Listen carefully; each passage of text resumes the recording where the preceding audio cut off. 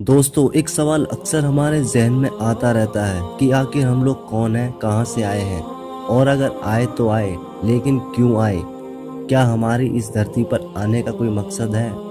यदि है तो वह आखिर क्या हो सकता है? हमारी तो छोड़ो, मैं तो पूछता हूँ कि आखिर इस ब्रह्मांड का अस्तित्व ही क्यों है? ये इतना बड़ा ब्रह्मांड कहाँ से आया और अस्तित्व में आने से पहले ये आखिर कहाँ छिपा हुआ था?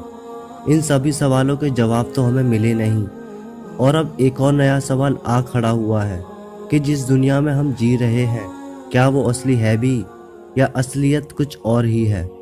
या हो सकता है बस हमारा दिमाग ही असली हो और ये बाकी दुनिया उसी के द्वारा बनाई गई एक उपज मात्र हो। और यदि हम सिमुलेशन हाइपोथेसिस को सही माने तो एक सवाल उठकर सामने जरूर आता है कि आखिर बच्चे कैसे पैदा हो जाते हैं। आप सभी को पता होगा कंप्यूटर वायरस के बारे में। एक छोटे से लैपटॉप में भी आप कुछ कोड्स लिखकर एक बैच फाइल के रूप में आप वायरस बना सकते हैं, और वो बैच फाइल किसी भी कंप्यूटर की धज्जियां उड़ा सकती है। हम जानते हैं कि कंप्यूटर वायरस छोटा और इतना छोटा हो सकता है कि यदि हम उसे पकड़कर उसकी प्रॉपर्टीज भी चेक करें तो हो सकता है शायद कंप्यूटर भी उसका साइज 0 दिखाए। एक छोटा सा कंप्यूटर प्रोग्राम आपका इम्पोर्टेंट डेटा कहीं भी ट्रांसफर कर सकता है, आपके सारे की स्ट्रोक्स और लॉक्स मॉनिटर कर सकता है, यहाँ तक कि आपके पूरे पीसी को ही कंट्रोल कर सकता है।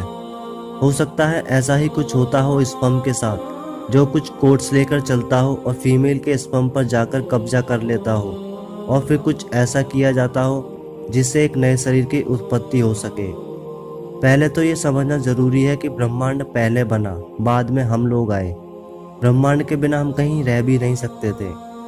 बिग बैंग को भी भूल जाओ। जीवन की उत्पत्ति के लिए हम किसी बिग बैंग का इंतजार नहीं करेंगे और ना ही कर सकते हैं। आखिर कौन अप्रूव करेगा कि ये सब सच है? कौन गारंटी देगा कि ब्रह्मांड अनंत है? जब ब्रह्मांड अस्तित्व में आया और जब कहीं भी कोई भी जीवन नहीं रहा होगा, ये बड़ी ही डरावनी कल्पना है। आप महसूस कीजिए, समस्त ब्रह्मांड है, लेकिन उसे देखने वाला और महसूस करने वाला कहीं भी कोई भी मौजूद नहीं है। तो ये सारा के सारा आडंबर किस लिए, क्यों बना? आखिर क्या रीज़न है इस ब्रह्मांड के बनने का? आखिर कोई भी चीज़ बेमतलब के कैसे हो सकती है? उस समय हम सब इंसान और सारा जीवन कहाँ था? लेकिन तभी एक इंसान पैदा हुआ, न जाने कहाँ से आया वो। उसने एक सच देखा जो उसे दिखाई देता था, जिसे वो छू सकता था, महसूस कर सकता था। और ये सच वो खुद नहीं देख रहा था, कोई और ही उसे दिखा रहा था, क्योंकि वो खुद पैदा नहीं हुआ, किसी और ने उसे पैदा किया है। क्योंकि ये आंखें भी किसी और ने ही उसे दी हैं, ताकि वो देख सके कि भाई देख, तू ऐसी भी एक दुनिया मौजूद है जो वाकई एग्जिस्ट करती है। अब आप इमेजिन कीजिए, वो जो एक सच देख रहा है, क्या बस वही एकमात्र सच है? क्या उसके अलावा कोई और सच नहीं?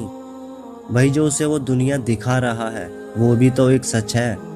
उसकी भी तो अपनी कोई अलग दुनिया होगी। क्या गारंटी है कि यह ब्रह्मांड जहाँ तक भी बसा है वह केवल एक सच है? अगर ये ब्रह्मांड सच है तो न जाने और भी कितने ऐसे सच होंगे। हो सकता है उन सच से हम अभी अनजान हैं, और ये भी हो सकता है कि इससे पहले इंसान किसी और तरह के सच से जूझ रहा हो। मतलब इस दुनिया, इस ब्रह्मांड से पहले किसी और ही दुनिया में रहा होगा। यह ब्रह्मांड अनंत हो सकता है। आप लोग कल्पना कीजिए, ये काफ़ी डरावनी कल्पना है कि यदि कोई प्रकाश की रफ्तार से अनंत काल के लिए ब्रह्मांड की किसी एक दिशा की ओर चलता जाए तो भी हमें ब्रह्मांड का कोई और छोर नहीं मिलेगा। ये तो ब्रह्मांड हमें डिमोरलाइज कर रहा है। ये हमें मजबूर कर रहा है कि हम इसको नहीं जाने, इसके परे की सच्चाई को ना जान पाए। क्या हमारा शरीर वास्तविक है? हो सकता है हमारा शरीर कोई झूठ हो या फिर कोई भ्रम।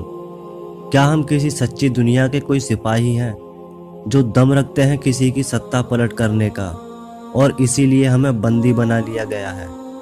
आप खुद ही सोचिए, आपका दिमाग जो भी चीज़ कर सकता है, सोच सकता है, क्या आपका शरीर वो चीज़ कर सकता है? नहीं। या तो फिर हम किसी एक्सपेरिमेंट का हिस्सा हैं जो हमारे ऊपर हो रहा है, या हो सकता है कि हम कोई हाइब्रिड रोबोट्स हैं जो किसी और ने बनाए हैं। लेकिन जो कुछ भी हो, मैं इतना ज़रूर कहना चाहूँगा कि हम जो कोई भी हैं, हम लोग हैं काफ़ी खतरनाक, क्योंकि जिनको भ्रम में रखने के लिए इतने विशाल और खतरनाक ब्रह्मांड की रचना की गई हो, वो वाकई में ही कुछ तो होंगे ही। हम सभी को पता है कि इस दुनिया में कुछ लॉज काम करते हैं, जिन्हें हम फिजिक्स के लॉ कहते हैं, जिसे देखकर लगता है कि हमारी इस दुनिया को काफ़ी सोच समझकर बनाया गया है।